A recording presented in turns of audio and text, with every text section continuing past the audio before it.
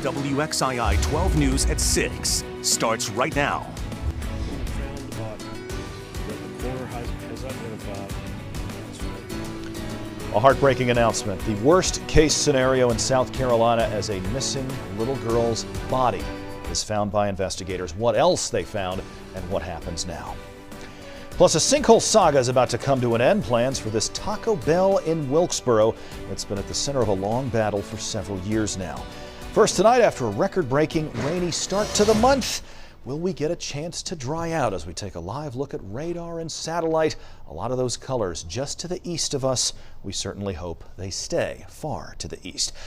Joined now in the Weather Center by Chief Meteorologist Lanny Pope. Of course, a week ago it was white-knuckle tornado warnings and damage and way too much water. The spigot hasn't really shut off since up until about now. What are you seeing for the next couple of days? Good news is, yes, the rain is moving away from us, and it is on the way out. You're looking at downtown Mount Airy, where at least today, for a brief amount of time, we have seen pockets of blue sky.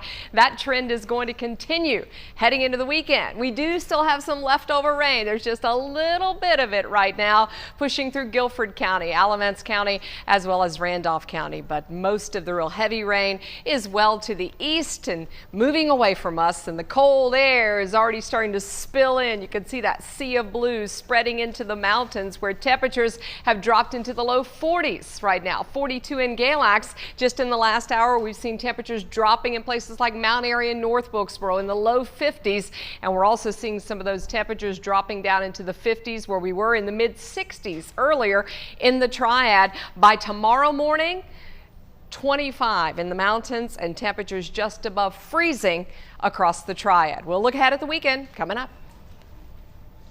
Lenny, thank you very much. There's a homicide investigation underway right now after the body of a missing 6-year-old girl named Faye Swetlick was found. Her family says she got off the school bus at her regular stop earlier this week. That was Monday. They noticed her missing a little bit later that afternoon. Authorities have been searching for her, trying to find her in her neighborhood and in the surrounding area ever since. They also searched a landfill. Deputies surrounded her neighborhood early this morning, and shortly after that confirmed that they did in fact find her body. They also found the body of a man not far from where she was taken. As this community has been working hard to find Faye and bring her home safely, we wanted you to know as soon as possible. At this time, no arrests have been made. You need to know that this is a fluid investigation and that we are working diligently on it. Detectives say they don't know if the second body they found is at all related to the little girl's death. Back in the Piedmont tonight, a Lexington man is now facing second-degree murder charges, accused of selling drugs that led to a deadly overdose. Investigators say this man on your screen, Jonathan Barfield, sold heroin to Bradley Griffin, who later died in Clemens back in September. Barfield is being held tonight on $200,000 bond. The first child under age 5 has died from the flu in the state of North Carolina. Our Department of Health and Human Services says 9 people, including this child, died in just the last week. That brings the total number of flu-related deaths this season to 75 in North Carolina. More than half of those victims are people aged 65 and up.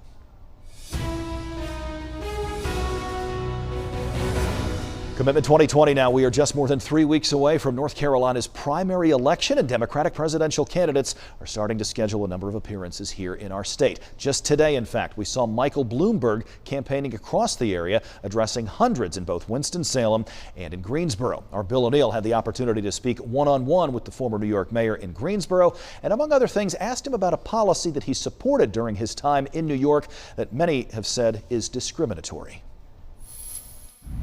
Is Michael Bloomberg the answer Democrats are looking for? Someone who can defeat President Trump? He says he has the resources and the record, but admits it won't be easy. A crowd estimated around 500 turned out in the rain to hear the former mayor of New York explain why he's running for president. I am running to defeat Donald Trump. He could have ended his rally right then. After months of debates and changing polls, Democrats are still looking for someone they believe can defeat President Trump. We got to put somebody in front of him that can beat him. A major hurdle Bloomberg faces is his stop and frisk program. It targeted young black men in New York City during his time as mayor. You recently apologized for stop and frisk in New York, and I'm wondering, do you have any other plans to reach out to the black community, African American voters? Look, number one, if you take a look at our audiences and you look at the polls, we're doing very well in the African American communities. Bloomberg supporter Sharon Fisher says she accepts Bloomberg's apology. Can he overcome the stop and frisk with the black voters? I think he can overcome that. It's what he's been doing. You know, he's just not talking the talk, but he's talking and walking the talk. Jacob Jones, another Bloomberg supporter, says it's old news. Stop and frisk is something you're okay with. I don't have a problem with something that happened 10 years ago. Bloomberg not only apologizes for stop and frisk, a program he says drastically reduced the city's murder rate. Today, in our one-on-one interview, he admits he was wrong. We got to the point where we were doing it too much. I think my heart was in the right place. We had 650 murders, and I was trying to reduce the murder rate.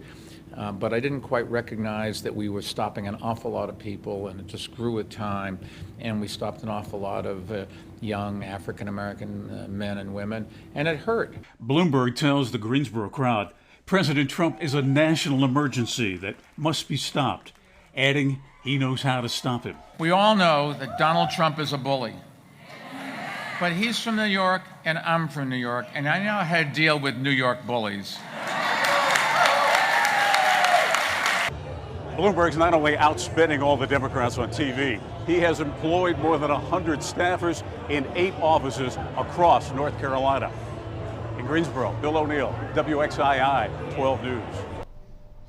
Thank you, Bill. So we had Michael Bloomberg in town today. Senator Bernie Sanders is going to be campaigning in our state tomorrow. Not in the Triad, though. He's scheduled stops in Durham and in Charlotte. Look for our Commitment 2020 coverage tomorrow on air and online at WXII12.com.